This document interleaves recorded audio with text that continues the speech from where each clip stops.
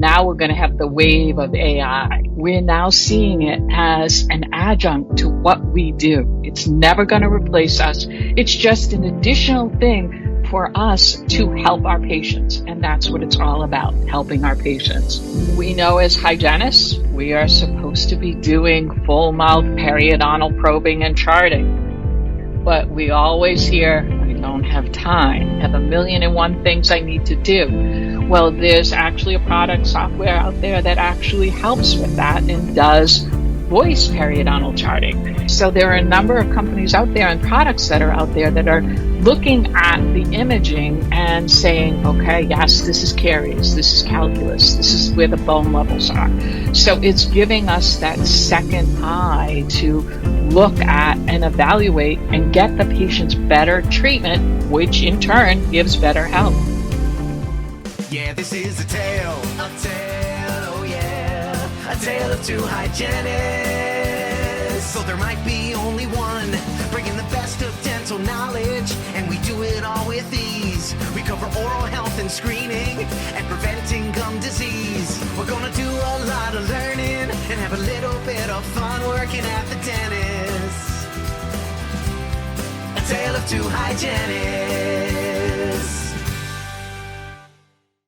Welcome back, everyone, to another episode of A Tale of Two Hygienists, an Endeavor Business Media production.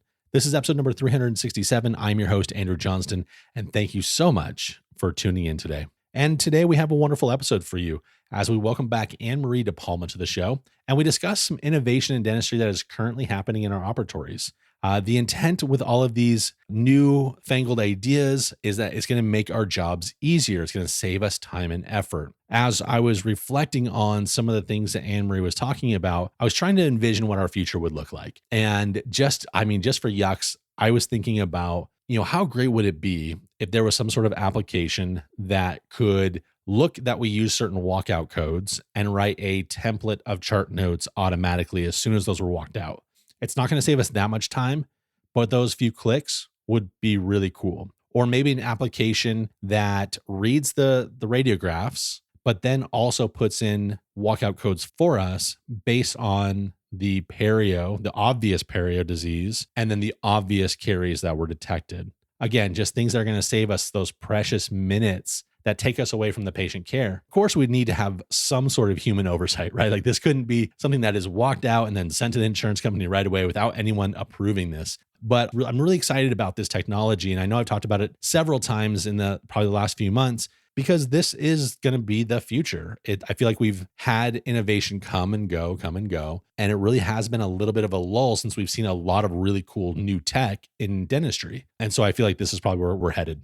Next week, we have a roundtable with Dr. Joy Boyd Holmes, Dr. Emily Bogie, and Jason Cole as we talk about the students that have been in school and hopefully graduating soon, kind of since that whole COVID pandemic thing happened. So I guess it's not really just the students of now, it's the students of 2020, 2021, 2022, and 2023 graduates. It's been just such a different experience for them. And it really has impacted the school system and even the pipeline for dental offices to bring in these new hygienists. And from a personal standpoint, I've noticed that not only are their preparation levels different for the real world, but regionally, there have been different regulations, different adherence to rules and regulations. So the graduates continue to be a little bit varied depending on where they went to school and what the regulations were that impacted that education system. And probably this is more of a problem than ever before. Anyway, it was an interesting episode. I really enjoyed recording it. I hope you give it a listen because likely one of these new grads, they're going to be in your office soon.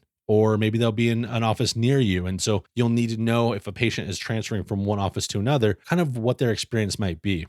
We have a new review that I wanted to read real quick before we throw to the episode. And I just want to say thank you so much for the reviews. And I saw earlier today we have another one, so I'll read that next week. But if you have time to leave a review, I would really, really appreciate it. And this one is from January 4th, 2023, 5 stars. And it's titled Worth a Listen or Two or Three, and so on. And they said, so glad I found this podcast. Makes me want to attend RDH Under One Roof conference and be surrounded by like-minded people. Absolutely love the tip episodes and rant episodes. I always feel encouraged and empowered after listening to this podcast. So thank you so much for writing this. That's what we're here for, right? We want to bring you the experts of today. And you know what? I mean, the people in RDH rant might not be experts, but they are real life scenarios. And so I'm glad that you guys are enjoying those episodes. I love that you enjoy the tip episodes, something that's a little bit shorter and sweeter that hopefully applies to most of us. And if that particular episode doesn't apply to you, then maybe the next one will. So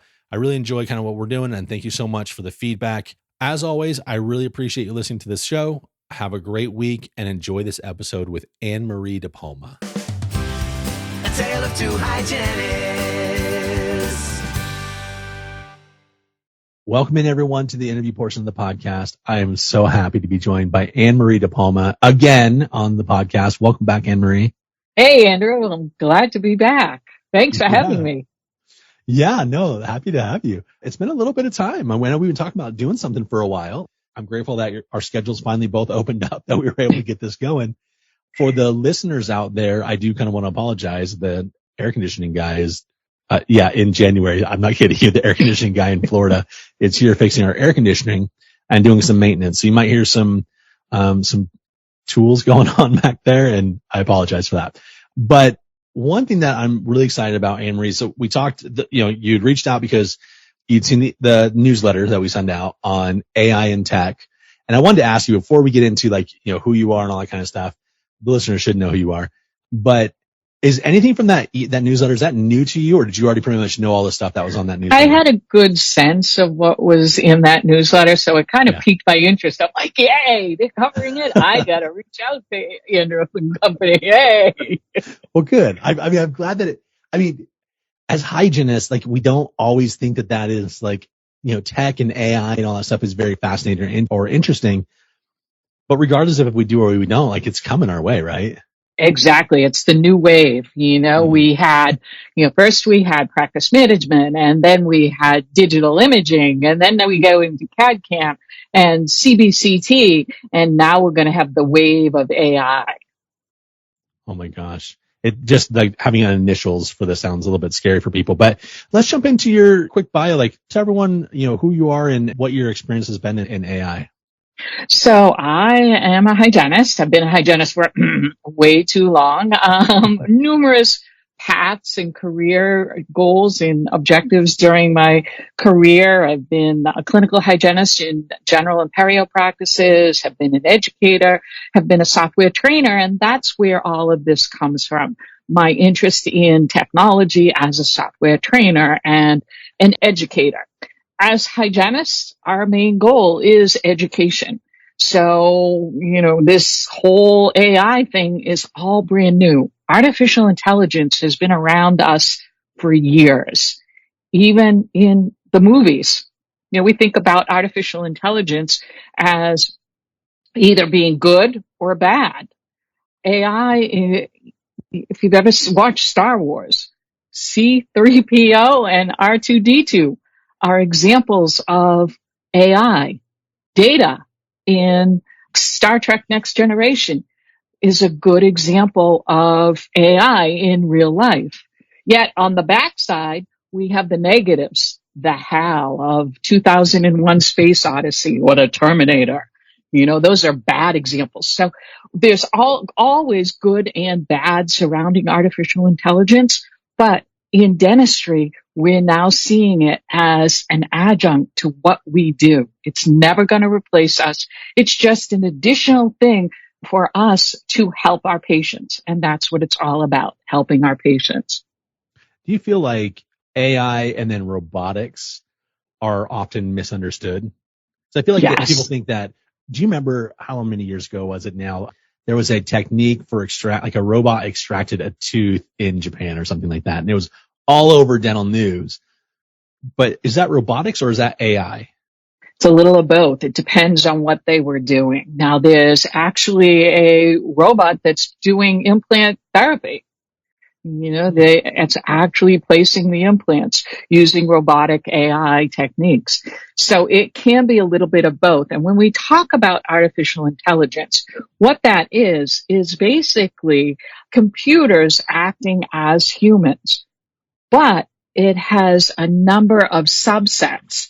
So if anybody talks to their phone, Siri or Alexa, those are versions of our AI in your real life.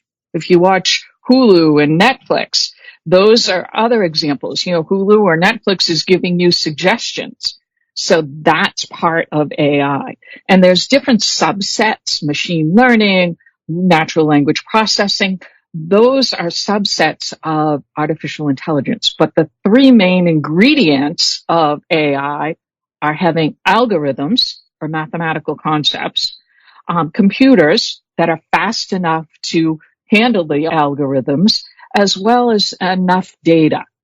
And previously, about 10 years ago or so, there really wasn't enough data for the algorithms to compute everything. And we didn't have fast enough computers. Now we do. And this is where AI is coming into full focus. And being in our everyday life, it's now coming into dentistry. So the clarification that I wanted just to put out, so it's not like you have this, I don't want to say a being, but you don't have something that is working on its own. You have to put in inputs or data into making the AI actually run. Correct. Yes. So is there ever a sense that we're going to be, attacked by AI? I mean, it can't fulfill its own destinies, right? Like we make it have a destiny. In the far, far distant galaxies, possibly, but no, not really. There's always that possibility. But what happens is the algorithms are trained to say, for example, a caries is a caries is a caries, or, when you're driving a self-driving car, it knows that this is a stop sign and you have to stop and turn right. So it's those algorithms of mathematical concepts train the computer to say this is exactly it over time. And there's constantly training that has to be involved. There's a lot of pros and cons to AI, strengths and weaknesses. It has to take a lot of data. If you're looking it's not at utilizing any emotion or there's no feelings involved in all this. It's very objective data, right? Correct. Yes. So it's just that's like one me. of the So weaknesses. I'm basically a robot is what I'm understanding this to be. Yep. Okay. So let's talk about some of our common uses in everyday life of AI. So like I said, it's around us in Siri, in Alexa, in self-driving cars, in watching Netflix and Hulu. They give us some suggestions based off of things that we have watched or how our vocal patterns are. But yet, it may not be absolutely perfect. And AI across the board is not perfect. It's going to say, oh, you like a crime drama. Well, here's a few crime dramas that you might like. But, oh, wait a minute, there's a romance in there. Do you really want to watch that? Or no, you want this crime dramas. So it's giving you suggestions, but it's not always 100% perfect. And that's how it is in dentistry as well. I love that. And you were alluding to some of its strengths and weaknesses earlier. Do you want to dive a little bit more into that? The strengths are that it helps with mitigating risks. It protects our practices. It protects the world. It reduces human error. It's also making everyone calibrated, everyone being on the same page and helping with that. Sorry to cut you off. I am so excited about being calibrated, right? Because it's one of the biggest problems in our profession. You go into any of these Facebook. I was just looking earlier on this one thread, and a doctor would ask a question to other doctors, and you got 8 different responses on how to handle this particular situation. There was another one about placing restorations, and there's a white spot. Like, why do we have white lines there? And it's like, well, it's delaminated, or it's not clean enough, or make sure you take your diamond burr and you smooth off the things. Everyone had a way of fixing this for the future, but it wasn't the same answer across the board. And so calibration in our profession, one doesn't happen, but two it's huge. Like if we want to have great outcomes, predictable outcomes, we need to have that. Yep. So, you go to 10 different practitioners, you get 10 different opinions, which then leads to patients not trusting us. And how many times, you're a hygienist, I'm a hygienist.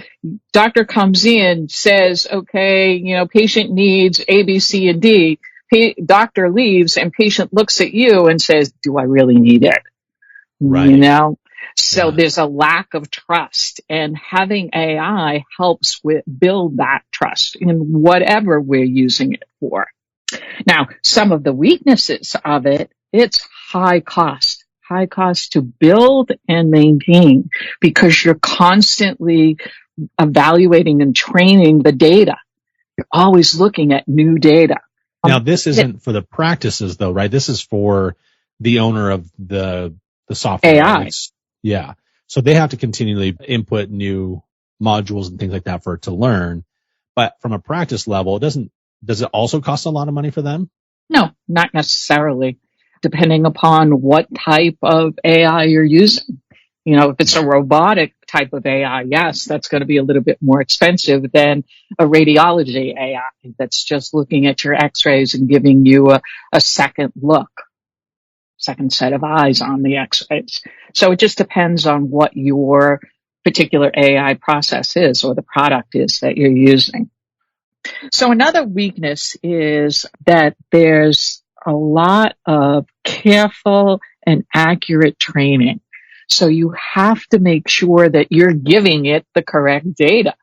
You know, I come to a stop sign, I know to turn right. I know to turn right. I know to turn right.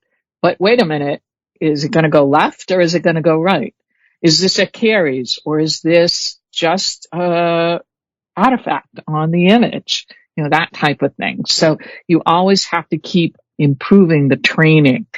And there is potential for biases because when we look at things like facial recognition, where it was primarily based off of Caucasians and all other races are involved in the world. So it was only looking at the whites and not other races. So it had a severe bias when we looked at initially facial recognition. Wow. It's just things you don't even think about, right? Like you just don't think about the biases becoming part of the data input. This is the world that you live in. This is what the data you input. You think that that's the truth or that that's the right way, but get outside of your little bubble and you have more options to Exactly. So is that, there was a thing in the newsletter called Chat GPT, which is basically an open AI thing, which is relatively unheard of to share data, right? But the idea of that open AI was to get collaboration. I would assume it was to fix this whole biases thing and also to kind of work out bugs too, but to get a different perspective from other people, right? Correct. Yes. Yeah. So it helps bring in all the variety of data that is available. So anything open is good. Yeah, I love it. Are we ready to move into dentistry applications? Yes. I know you have one that I really want to talk about a little bit about with radiographs, but like I'll let you go do your thing first, and we'll dive in when we need to. There's a number of different products out there right now that actually use AI and things like call recognition. So it's looking at the calls and what the words the patients are using so that you can then move towards getting that patient into your practice or getting them better treatment. It recognizes certain words. Wait, There's another product. Before you move on, hold on. Let's talk about that a little bit more. Look at you just breezing through all these things that I want to talk about. Okay, so a patient would call, is it like a call center then? And the AI is like kind of listening in on that phone call? Or how are they recognizing? It's a software that all of these things are basically software that are added to whatever your call, if you're using voice over internet calls or your regular phone system, it's looking at and attaching to that particular way that you're taking in your calls and then recognizing, okay, the patient has an upbeat voice or is more concerned and you need to, allay their fears type of thing. And then I would assume, and I apologize if you were going to talk about this next, but I would assume that it also is collecting all that data and giving the highest frequency used words, which you could probably then use on your website for SEO, right? So if you are, a dentist in Tampa and over these thousands of calls, people keep saying pain, which is an obvious one, or ulcer or whatever the thing is, you could put into your website, we treat pain. And then, Right. that probably puts you up on the search engine listings. Exactly. You That's got it. interesting. That's Mhm. interesting. Another product is if your practice is using any of the clear aligners. They have a product that you can actually put onto the patient's cell phone. Now, with clear aligners, we know that you give them 2, 3, 4 aligners and you don't necessarily see the patient for 6 to 8 weeks. Well, is the patient really wearing them? Do they have problems? If they do have a problem, do you bring them back in? This uses your cell phone as a patient triage. So it's looking at the patient's oral cavity and saying, okay, yep, it's looking good. You can keep wearing, go to the next aligner. Or no, wait a minute, there's something wrong here. Or even in traditional orthodontics, we know teenagers are really bad at, oral home care, with the bleedy gums and overgrowth. So this would help as the process is progressing, as their treatment is going, that you can actually see without taking up precious chair time that can be used for better production. And not that I'm production oriented, but you want to treat the patient where they are. And rather than letting them go, you have a way of communicating with them. So are they taking a picture of the arch formation and then it's analyzing that based on where it should be? Is that what the... It's taking a picture of their current situation and relaying that to the office. So it's using AI and teledentistry. It's combining the two, actually. Oh, I love it. Awesome. Sorry, continue on. That's great. Great questions. We know as hygienists, we are supposed to be doing full mouth periodontal probing and charting. But we always hear, I don't have time. I have 45 minutes. I have an hour. I have 1,000,001 things I need to do. Well, there's actually a product software out there that actually helps with that and does voice periodontal charting. And the software recognizes exactly how you would chart. 323, 322, really bleeding on distal, exactly like that. And it's a software that actually integrates with your current practice management software rather than having a separate software.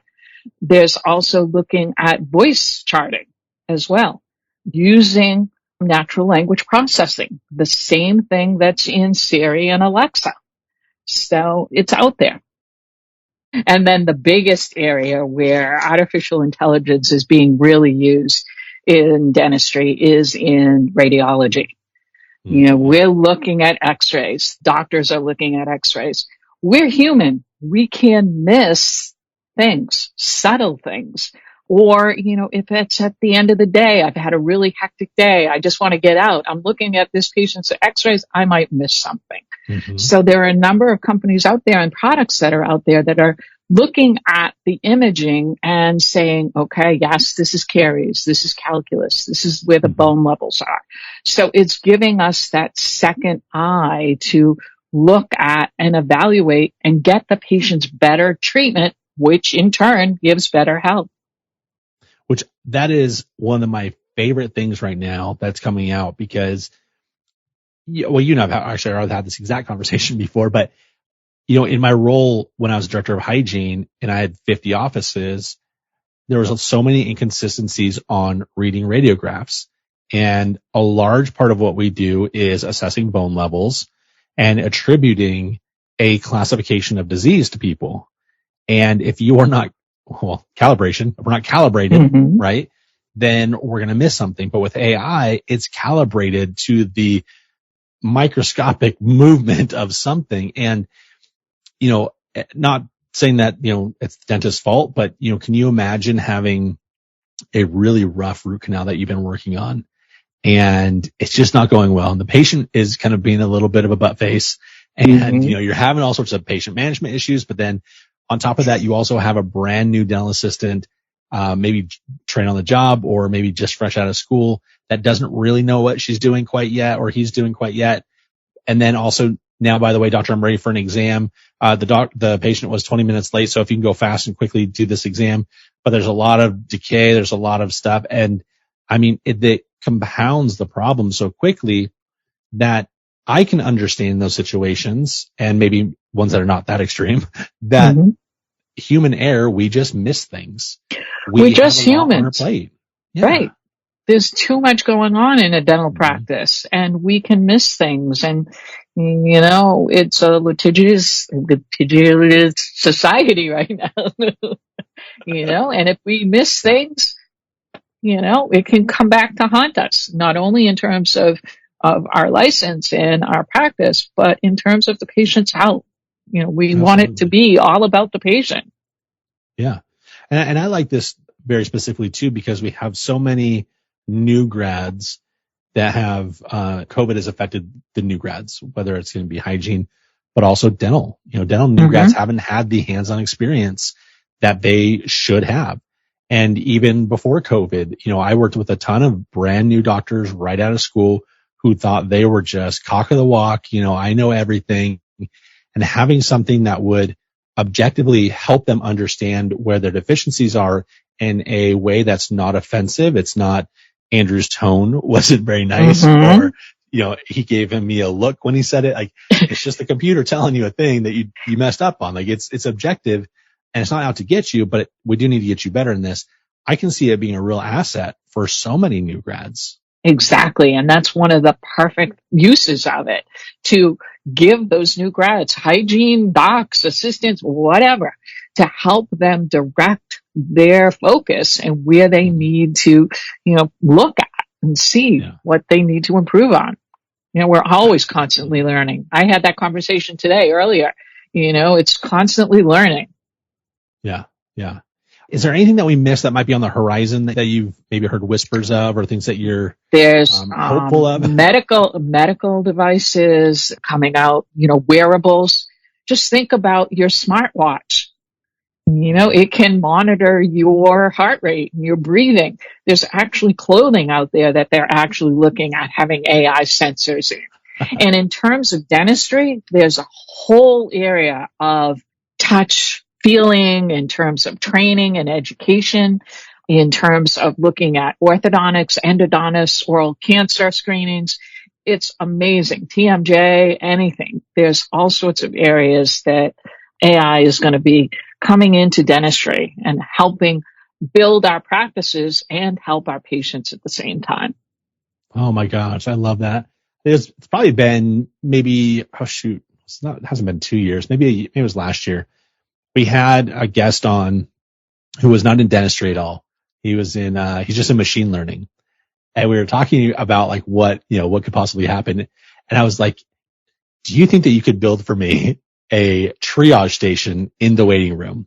Something that can obviously be wiped down, but the patient just bites on it and does all of the scans that you're going to need for every single type of anything, whether it's going to be, your prefab for your crown and bridge stuff, whether it's going to be your, bite guard, snore guard, or whether it's going to be for whitening, like anything that you're going to need, it does it for you.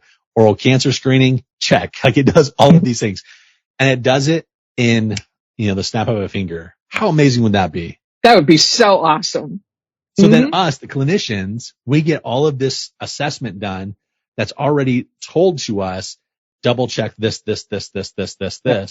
or here are my concerns or whatever, or you need to take a new scan, or you need to it'll tell us what deficiencies are. And then we jump right into what we're there for: education and providing therapy or treatment. It's amazing. And it'll be so much more efficient. The patients won't have, like, to your point earlier in the episode, they won't have that, I got 10 different opinions from 10 different people. Like, I trust the diagnosis. It's objective. It's true.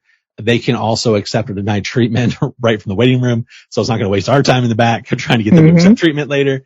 I think that's a winning idea. So if you want to go in on that with me, I would. Yeah, I love it.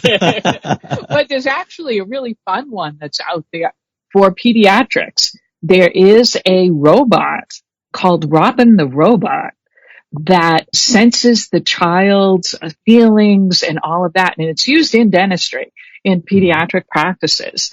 And it gets to know the child and remembers that child when they come back. So it's a friend in the dental office to help that child get over the fear and the initial scariness of the dental office. Ooh.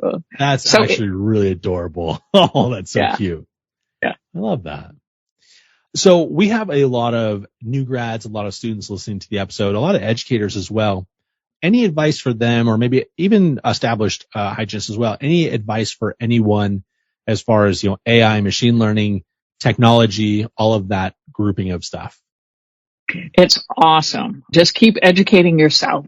There's a number of different products out there, a number of different people out there who really understand it, and they can always reach out to me. I don't know everything. I'm learning as well because AI is really new to dentistry. So, if you have any questions about technology or AI in general, just reach out to me. And you also give lessons, like courses on all of this. So where can they find that information, or how can they reach you? They can reach me at my email. Very simple, AnnMarieDePalma@gmail. Perfect. I'll put that in the show notes, of course. Nice to see that you're not using the AOL one that I. Someone needs to update their Gmail. Yes, that's why I said I've been a hygienist for way too long. No, I love it. I think it's actually it's very has a lot of character, I guess. So thank you so much for being on. I hope you're doing well. I can't wait to see you next time at the next conference. Yep, same here. Thanks. Right. Take care. Thank you. Yeah, this is a tale, oh yeah, a tale of two hygienists. So there might be only one, bringing the best of dental knowledge, and we do it all with ease. We cover oral health and screening, and preventing gum disease. We're gonna do a lot of learning, and have a little bit of fun working at the dentist. A tale of two hygienists.